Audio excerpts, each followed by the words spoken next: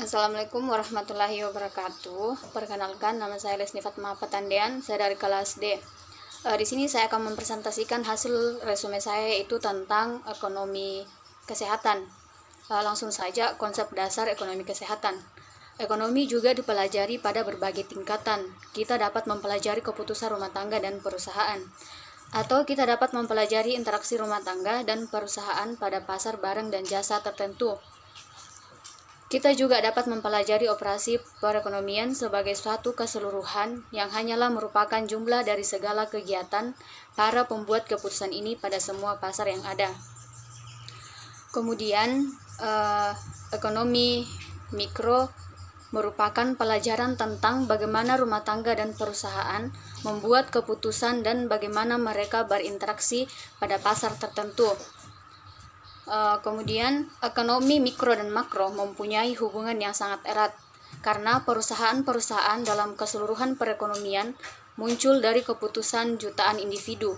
Tidaklah mungkin memahami perkembangan ekonomi makro tanpa mempertimbangkan keputusan ekonomi mikro.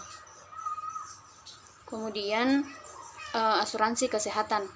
Asuransi kesehatan adalah suatu mekanisme pengalihan risiko atau sakit dari risiko perorangan menjadi risiko kelompok, dengan cara mengalihkan risiko individu menjadi risiko kelompok.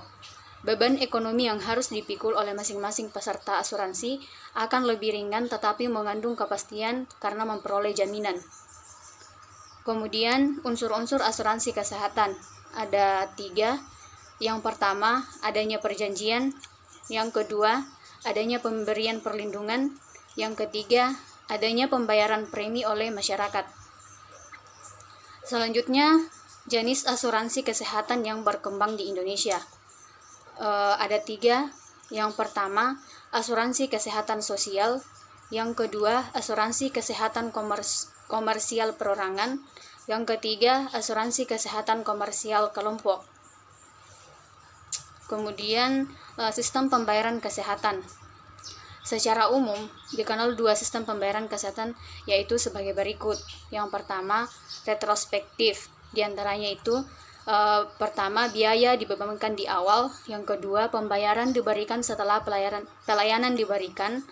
Yang ketiga, penyalahgunaan melalui permintaan atau adanya tes yang tidak diperlukan. Yang keempat, lebih berfokus pada keadaan sakit dibanding sejahtera.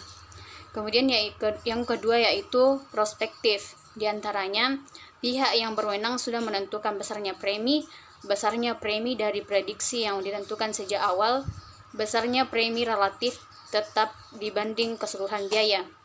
Kemudian provider berisiko rugi atau untung. Kemudian yang terakhir itu perlunya jaminan kesehatan masyarakat. Masyarakat miskin biasanya rentan terhadap penyakit dan mudah terjadi penularan penyakit karena berbagai kondisi seperti kurangnya kebersihan lingkungan, perumahan yang saling berhimpitan, serta pengetahuan terhadap kesehatan dan pendidikan yang umumnya rendah. Derajat kesehatan masyarakat miskin yang masih rendah tersebut diakibatkan karena sulitnya akses terhadap pelayanan kesehatan. Kesulitan akses pelayanan ini dipengaruhi oleh berbagai faktor seperti tidak adanya kemampuan secara ekonomi dikarenakan biaya kesehatan memang mahal. Peningkatan biaya kesehatan yang diakibatkan oleh berbagai faktor seperti perubahan pola penyakit, perkembangan teknologi kesehatan dan kedokteran.